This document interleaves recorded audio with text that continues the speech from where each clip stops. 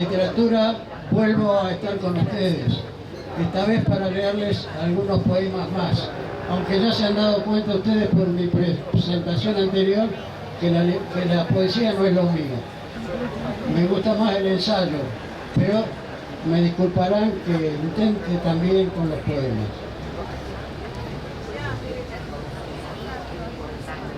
Esto se refiere, por supuesto, a esa gran fiesta nacional del tango que se hace en La Palma. Entonces es una definición de tango hecha poema. Dice así: tango es literatura, metáfora y lunfardo, verso errante y poesía, sentimientos de un bardo hecho baile o canto. Presencias reiteradas, el malevo en el farol, copando la parada, y una breva de mi flor que espera engatusada. Algún fuelle que llora son las letras de oro, y un cacho de fantasía se lo cuenta un gomía que se llama Alberto Moro. Gomía lunfardo, gomía es amigo, ¿no? No, claro, porque muchos no sabrán de quién es Gomía.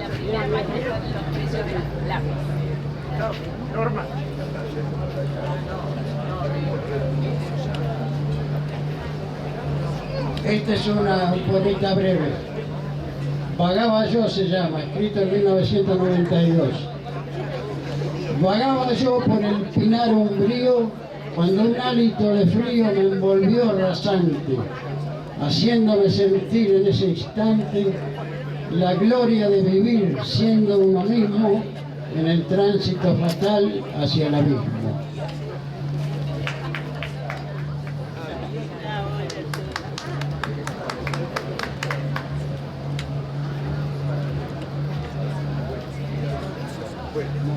Viene otro que se llama, cuyo título es Saber, escrito en 1975, cuando muchos de los presentes no habían nacido, seguro.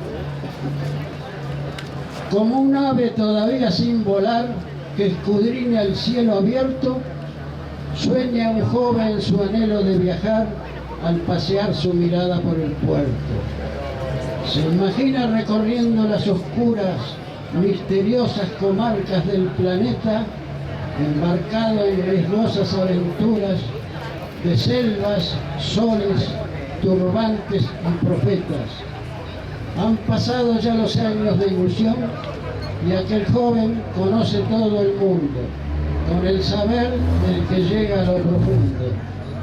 Sabe mucho más que lo que ha visto, por lo que supo en los libros que leyó, en el aula de la vida. Ese joven era yo.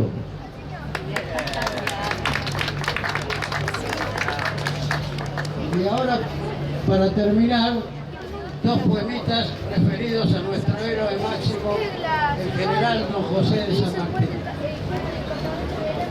Este se titula El ostracismo de San Martín, escrito en 1975. Qué tristeza y soledad la del viejo que impotente ve llegar su ancianidad como sol que va al poniente. Sin su hija tan amada, lejos ya de su Argentina, sin mujer ni amigos, nada, es su luz ya mortecina. Es que nadie ya recuerda que en lejana juventud fue su vida sana, cuerda, un ejemplo de virtud. Ya no queda memorioso que viviendo aquellas horas atestigue la glorioso de su acción libertadora. Es su patria la que duele, la que siempre en convulsión, poco a poco va creciendo hasta estrujarle el corazón. En triste exilio voluntario en bodega Bulón sobre el mar, le ha llegado al solitario que merece descansar. Rescatando las vivencias de su vida valerosa, se diluye la conciencia del gran hombre que reposa. El crepúsculo vital, acercándose inclemente, va apagando al general como sol que va al poniente. Y el último, también dedicado al prócer. Argentina, escrito en 1974. Llegará un día al fin en que Argentina la soñada recuerde a San Martín y su palabra legada. Como dijera aquel ser con certeza que anonada, serás lo que debes ser o si no, no serás nada. Es todo, gracias.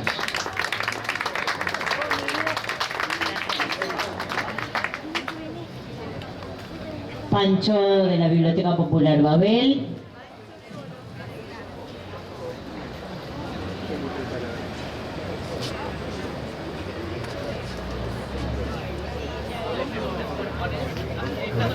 Hola. ¿Ahí? Bueno, otra vez gracias. Voy a leer un texto de un pequeño libro que para mí es un gran libro. El libro se llama Manifiesto por la Lectura, que lo autora es Irene Vallejo. El texto que voy a leer se llama Herramientas de reconstrucción, si es que lo leo. Atravesamos tiempos de crisis, de cambio, de incertidumbres. Y es precisamente en esa encrucijada cuando necesitamos volver la mirada a los libros, a los renglones del pasado. Nada de lo que ocurre lo vivimos por primera vez. En la memoria de la escritura encontramos las huellas de la experiencia humana, que una y otra vez ha sobrevivido a sequías, hambrunas, pestes, traumas y guerras. La antropóloga Michelle Petit ha estudiado el valor de la lectura en tiempos de desafíos colectivos. Después del 11 de septiembre de 2011, cuando el audiovisual ya era omnipresente, se observó un aumento de la afluencia a las librerías de Nueva York. Leer ha sido una valiosa herramienta de reconstrucción en diferentes regiones del planeta azotadas por la violencia, terribles crisis económicas, éxodos de poblaciones o catástrofes naturales. Petit analiza innumerables iniciativas en espacios carcelarios, en barrios conflictivos, en programas de rehabilitación de niños guerrilleros o adolescentes sin hogar, y el resultado es siempre revelador. Los destinatarios de esas experiencias de lectura descubrieron en los libros una posibilidad de entablar con el mundo una relación que no fuera únicamente de dependencia, de dominación o de utilidad. En épocas convulsivas, lo escrito actúa como depósito fiable de las ideas que nos anclan y nos rescatan. Hijo de este milenio trepidante, nuestro imaginario está colonizado por la velocidad, la inmadurez y la multiplicación. Enamorados de la aceleración, nos deleitan las conexiones instantáneas, los procesadores vertiginosos, el milagro de oprimir una tecla y comunicarnos de inmediato a través de inmensas distancias. Pero toda esa tecnología rápida y fabulosa es hija de una máquina que trabaja despacio, el cerebro, y es precisamente su lentitud el secreto de su refinado funcionamiento. Las ideas que sustentan nuestra racionalidad necesitan tiempo, sigilo y sosiego para desarrollarse. Como escribió el historiador romano Tácito, la verdad se robustece con la investigación y la dilación, la falsedad con el apresuramiento y la incertidumbre. Presos de la prisa, hemos arrinconado la educación de la paciencia. A esta falta de serenidad cognitiva podríamos denominarla crisis de distracción. Liebebold afirmó que nuestro tiempo nos empuja a ser más espectadores que lectores, es decir, a diluir la atención del lector en la entrega del espectador. Leer no es tan pasivo como oír o ver, es recreación y efervescencia mental. Leemos a nuestro propio ritmo, modulante, la velocidad, interiorizarnos lo que queremos asimilar y no lo que nos arrojan con tal ímpetu y voluntad que acabamos apabullados. En esta época acelerada, los libros emergen como aliados para recuperar el placer de la concentración, la intimidad y la calma. Por eso leer puede ser un acto de resistencia en una época invadida por la información nerviosa y delicada. Meditaba Carmen Martín Gaite en El cuento de nunca acabar, que leer y escribir es como un pararse a contrapelo en medio de lo que bulle y arrastra. Un pararse contra viento y marea, como si no hubiéramos nacido raíces milenarias en los pies, como si estuviéramos en un recinto acolchado y silencioso, en una isla desierta, o mirando un paisaje risueño y apacible, donde las almenas de nuestra torre, a salvo de la muerte, la mudanza y la prisa. Un libro respeta nuestra atención, nos mantiene desconectados de la urgencia, las sofisticaciones y la publicidad. No tiene barrios que recargar, es resistente y puede ser muy bello. No sufre la obsolescencia programada, pues su vida útil alcanza siglos y siglos. Suena, huele, lo puedes acariciar. El papel convive armoniosamente y pacíficamente con las hermanas de luz, las pantallas, pero posee un aura que los apasionados de la literatura amamos y reconocemos.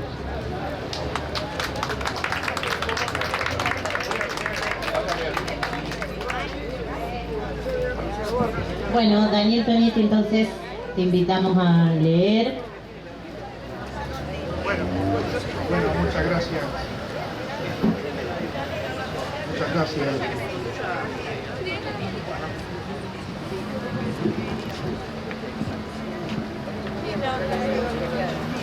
Bueno,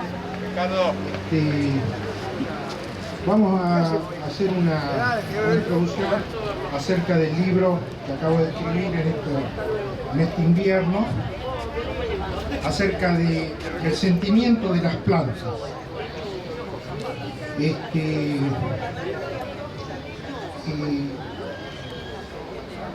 Cuando era niño, acá en la casa de la Falda, en el pasaje Smith, yo tocaba los zarcillos de las uvas del parral y yo veía que el zarcillo se doblaba. Entonces, con los años, en los estudios de agronomía en mi juventud, se puede comprobar que efectivamente hay un movimiento en los zarcillos. Es decir, eso indica que sienten el tacto de las plantas. Hay un sentimiento mínimamente de tacto.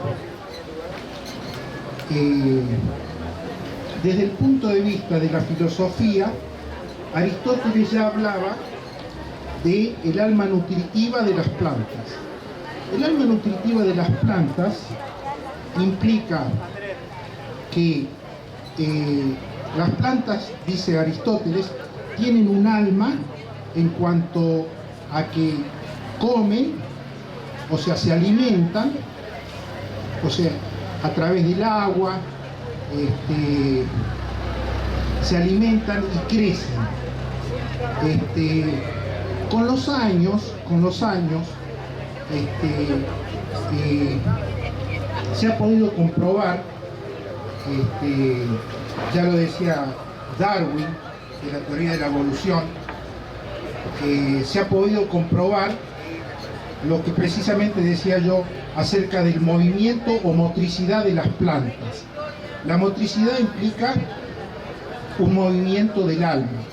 El alma en general es la psiquis de la persona, y Aristóteles decía que, por ejemplo, el alma nutritiva correspondía a las plantas, el alma nutritiva o vegetativa. Después los animales tenían un alma sensitiva, es decir, hay un sentimiento. Y el humano tiene la razón, es decir, un alma racional. El animal, el sum politicum, el alma racional que interviene en la polis griega o en la ciudad. Así como acá nos relacionamos nosotros, el griego se desarrollaba en la ciudad griega, más profundo que actualmente. Actualmente hay mucha individualidad. Entonces, el alma racional es solamente de los humanos y el alma nutritiva de las plantas. Con el paso del tiempo, con el paso de los años, se ha podido comprobar y se ha podido estudiar acerca de la fotosíntesis. La fotosíntesis es el proceso de respiración de las plantas. En la fotosíntesis, al inverso del ser humano, el ser humano aspira oxígeno y exhala anhídrido carbónico o dióxido de carbono. En cambio, las plantas, en un proceso inverso, por eso es tan necesario el verde, el follaje, los plantas, los árboles, porque el proceso es inverso. Ellos reciben el dióxido de carbono, que tanto se habla últimamente, por el cambio climático. Ellos reciben el dióxido de carbono, por ejemplo, ese árbol, ese otro, lo que nosotros exhalamos, ellos lo reciben, las contaminaciones de las fábricas, y lo transforman en oxígeno, es decir, es el proceso totalmente inverso. Entonces, ese proceso de respiración que se comprobó hace no muchos años, hace 50, 60 años que se ha sido comprobado científicamente, donde recibe ese dióxido de carbono y lo transforma en oxígeno más glucosa, con la energía solar. Eso ya de por sí implica, en las plantas, implica que hay respiración. Entonces tenemos una motricidad a través de los zarcillos o varias plantas que se abren y se cierran. Tenemos una respiración, la respiración de la planta o de los árboles. Y tenemos, ¿no es cierto?, tenemos también, o sea, un crecimiento. El crecimiento, ¿cómo es de las plantas? O sea, se ha podido comprobar que no solo es un crecimiento en tamaño, sino que hay un crecimiento en edad, que una vez que la planta llega a su madurez, la planta permanece en estado de madurez hasta que termina su ciclo vital, a diferencia del hombre, ¿no es cierto? O sea, la planta permanece en un estado adulto siempre.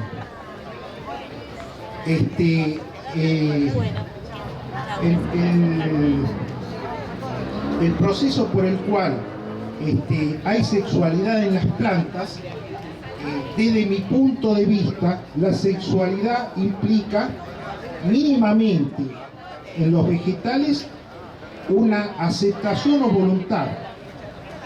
Cuando el tubo polínico penetra en el ovario y descarga el polen, o el gameto masculino es introducido en el gameto femenino, mínimamente hay una aceptación de la planta masculina y femenina, así como en los animales del apareamiento. De la misma manera en las plantas hay una sensibilidad vegetal que se traduce en esto que estamos hablando. Es decir, hay respiración, hay motricidad, hay alimentación. Entonces, con los años,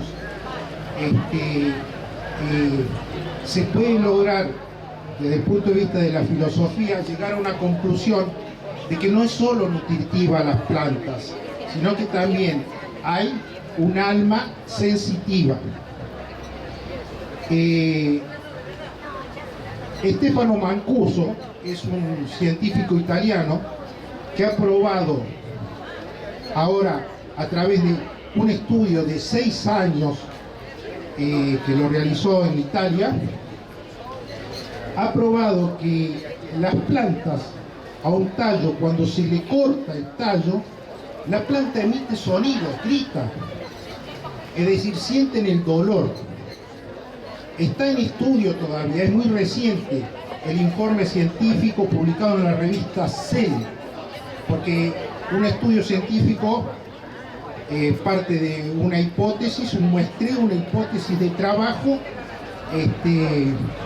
llega a conclusiones y culmina su trabajo científico en una revista de divulgación científica.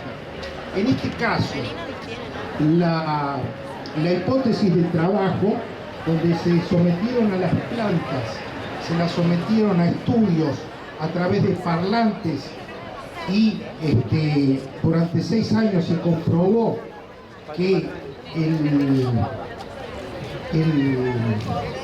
cuando se las cortaba emitían sonidos. Por supuesto, dicen que no es un sonido de gritos humanos que expresa el dolor, sino es un sonido donde la planta dice que emite un chillido semejante al pururú, se hace cuando explota el pururú, las palomitas de maíz. Bueno, las plantas también, el sonido que emite cuando se corta un tallo es similar al que produce cuando se hace el pururú, es decir, un quejido. Ese estudio científico se comprueba además con otros estudios en donde la parapsicología ha podido comprobar como ciencia que está aceptada en otros países como Rusia, Estados Unidos. Se ha podido comprobar a través de la fotografía de la cámara Kirlian el aura de las plantas, el alma, el aura, a través de distintos colores. A su vez, se ha podido comprobar que las plantas, cuando se le pone música suave, la planta reacciona favorablemente. Es decir, con una música suave la planta crece bien. Si se le pone, por ejemplo, Bach o Mozart, la planta se desarrolla bien. Distinto es el caso, por ejemplo, si se le pone rock pesado. Por ejemplo, Deep Purple, por ejemplo. Pongamos Estrella del Camino, Chico Puntual, Humo sobre el Agua. La planta, cuando se ponen esos temas, la planta ante el rock pesado reacciona a la inversa. Es decir, no crece, no se desarrolla, sino que tiende hacia el decaimiento. Entonces, eso está probado también a través de la parapsicología y de estudios que se han desarrollado. Por eso, al margen de eso, también está el sentido común. He hablado acá en esta feria con personas donde yo pongo acá lo mismo, personas que me han contado que su madre hablaba con las plantas. Eso es el sentido común. Las personas de antes hablaban con las plantas, o sea, se les da cariño, amor, y la planta lo recibe. La planta recibe ese afecto que se transmite a través del humano. Entre ellas se conectan, también es cierto, y la planta también, por último, sufre enfermedades.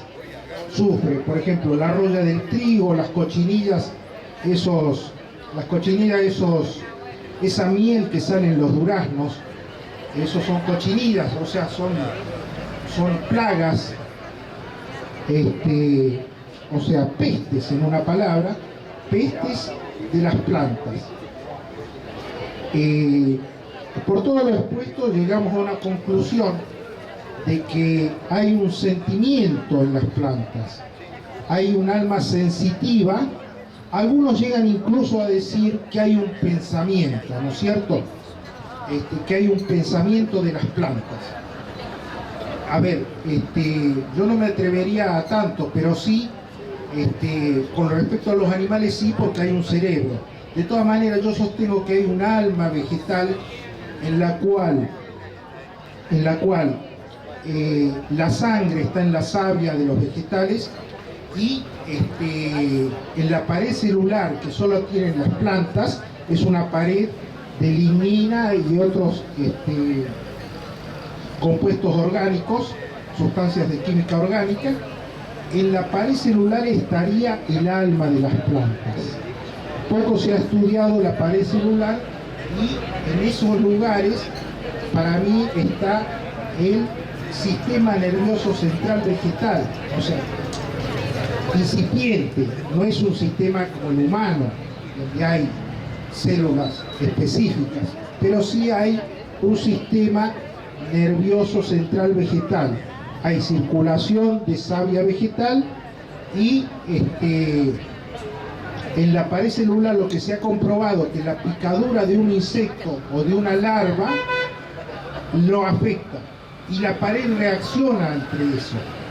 Entonces, yo llego a la conclusión, coincido con Mancuso en cuanto al dolor de las plantas.